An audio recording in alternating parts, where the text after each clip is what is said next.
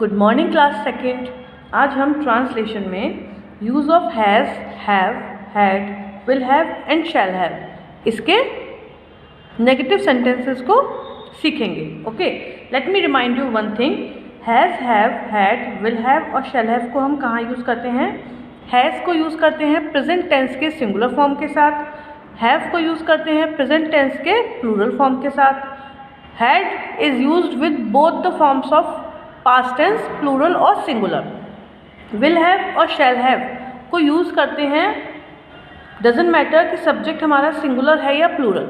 शैल have को use करते हैं आई और वी के साथ एंड विल हैव को यूज़ करते हैं विद द रिमेनिंग सब्जेक्ट्स। इसका मतलब क्या है? फ्यूचर टेंस में जब हम शैल का यूज़ करेंगे तो ऑल द टाइम आई और वी के साथ यूज़ करेंगे and with the remaining subjects we are going to use will.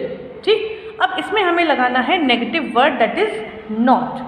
इसका नेगेटिव वर्ड क्या होता है? नॉट होता है किसी भी नहीं वाले सेंटेंस का। नेगेटिव सेंटेंस के स्ट्रक्चर्स ऑलमोस्ट सेम होते हैं, subject, helping verb, word not, verb and object. लेकिन इसमें बस एक चीज़ आपको ध्यान रखनी है, हम या तो हैज़ नॉट लगाएं, ठीक है, या फिर हम लगा सकते हैं डू नॉट हैज़, दोनों ही सही हैं। तो हम ये वाला जो फॉर्मेट है उसको लेकर चलेंगे, डू नॉट हैज़।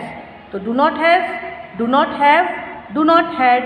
अब यहाँ पर तो हमारी ऑलरेडी हेल्पिंग वर्ब विल और शैल लगी हुई है, इसीलिए हम केवल विल और हैव के बीच में नॉट को इंक्लूड कर देंगे। तो will not have and shall not have. Understood? एक बार फिर से, do not has, do not have, do not had, will not have and shall not have. Okay, let's continue. मेरे पास प्राचीन मूर्ति नहीं है। क्या सेंटेंस है? मेरे पास प्राचीन मूर्ति नहीं है। मैंने आपको ऑलरेडी बोला हुआ है कि कोई भी सेंटेंस हो उसको आपको कम से कम एक या दो बार, एक बार तो आप पढ़ेंगे ही, कम से कम 2 बार उसको रीड करना है ताकि वर्ड्स आप प्रॉपर्ली समझ सकें। हो सकता है पहली बार पढ़ने में आपसे गलती हो जाए, दूसरी बार में गलती की चांसेस कम होते हैं। ओके, तो सेंटेंस क्या है? मेरे पास प्राचीन मूर्ति नहीं है।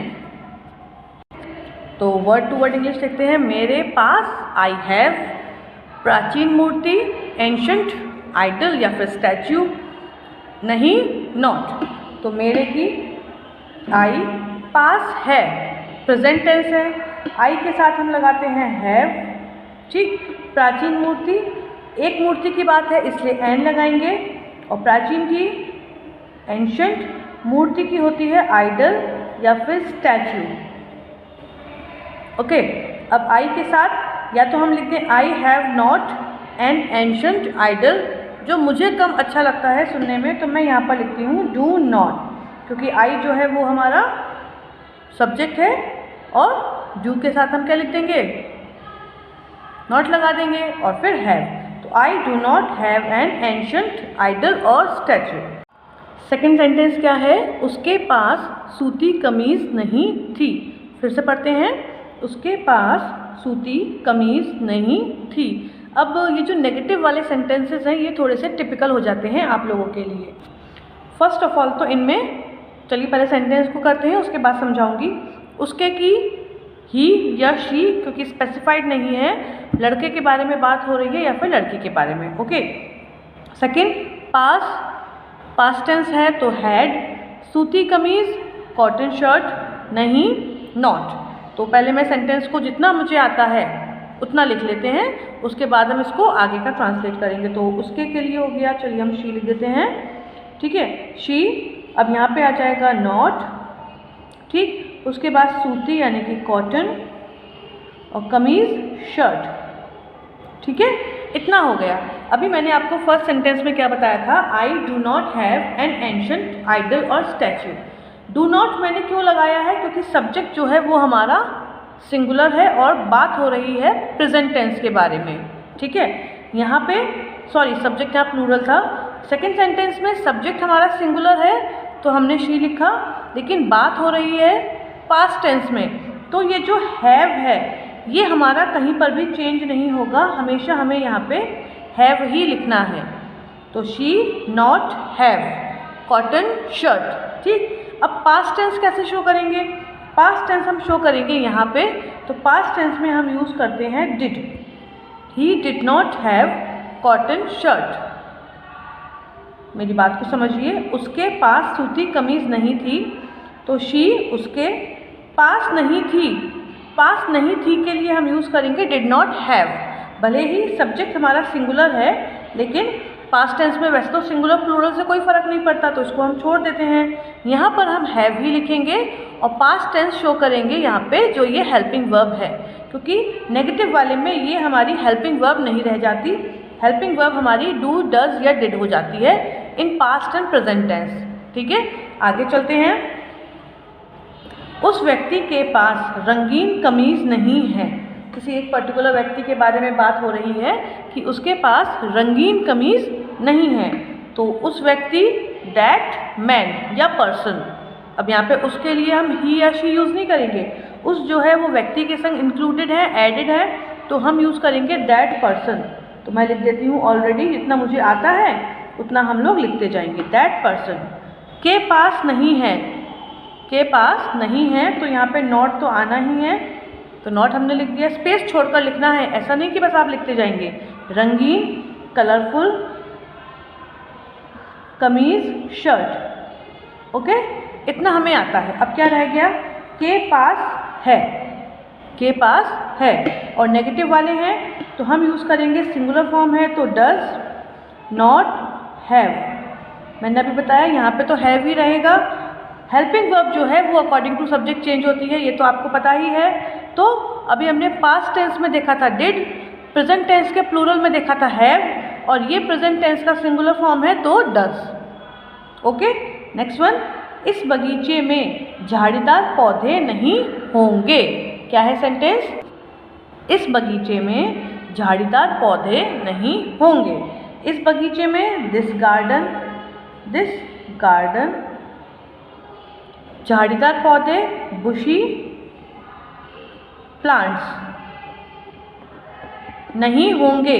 नहीं की होती है नॉट, होंगे के लिए क्या यूज़ करते हैं, मतलब कि फ्यूचर टेंस में हो गया। अभी मैंने बताया यहाँ पे तो हैव ही रहेगा। ओके, अब हेल्पिंग वर्ब की बात है, ये हमारा फ्यूचर टेंस का सेंटेंस है, तो क्या करेंगे, सिंगुलर सब्जेक्ट प्लूरल सब्जेक्ट तो नहीं देखना, आई और वी देखना है ना। तो यहाँ पे ना आई है ना वी है, तो हम यहाँ पर लिख देंगे will. This garden will not have bushy plants. Understood. थोड़ा सा टिपिकल है, but no need to worry. Video को बार बार देखकर समझिए, आपको समझ में आ जाएगा।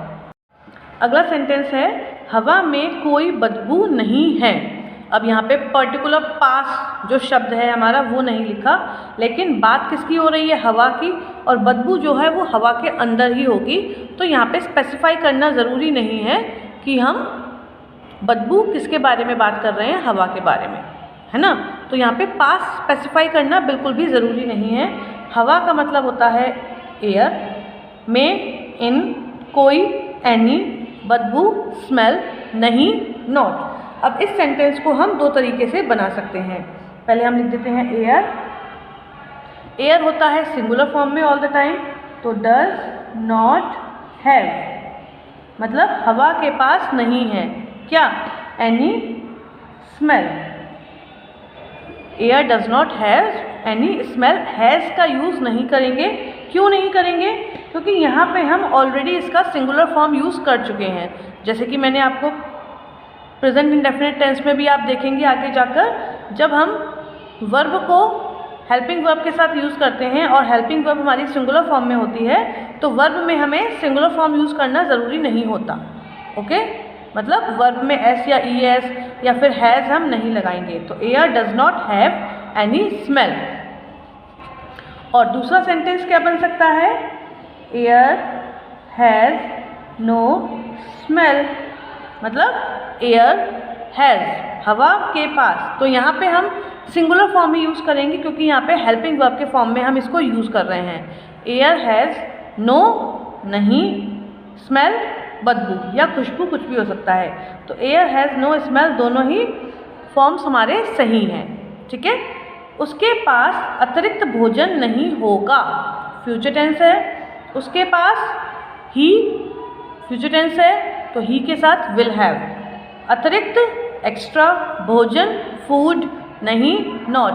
कभी कभी ऐसा होता है हम कहीं जाते हैं और हमारा सारा खाना ख़त्म हो जाता है, ट्रैफिक जैम में फंस गए या कोई प्रॉब्लम हो गई, हमारा सारा खाना ख़त्म हो जाता है। अब मम्मी क्या बात बोलती हैं, हमारे पास तो एक्स्ट्रा फूड है ही नहीं, अतिरिक्त भोजन है ही नहीं।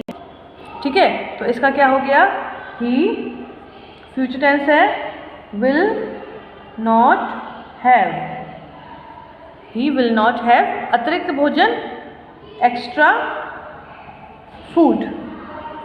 अब फूड को हम सिंगुलर प्लूरल के फॉर्म में नहीं लेते, इसलिए यहाँ पे मैंने एन नहीं लगाया। He will not have extra food. अगला है, बोतल में गर्म पानी नहीं था। क्या है सेंटेंस, बोतल में गर्म पानी नहीं था। तो बोतल की होती है बॉटल, गर्म पानी हॉट वाटर या फिर वार्म वाटर, नहीं था did not have. Past tense है तो डिड का यूज़ करेंगे। अच्छा देखिए बताती हूँ, पास्ट टेंस है तो डिड का, प्रेजेंट में प्लूरल है तो डू, सिंगुलर है तो डज। इन तीनों ही हेल्पिंग वर्ब्स को यूज़ करना है और ये तीनों हेल्पिंग वर्ब यूज़ होते ही क्या होगा, जो ये हैज़, हैव या हैड करते थे हम, तीनों ही जगह हैड आ जाएगा।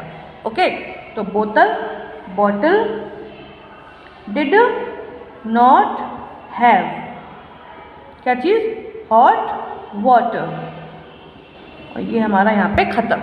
ठीक है, अब आगे चलते हैं।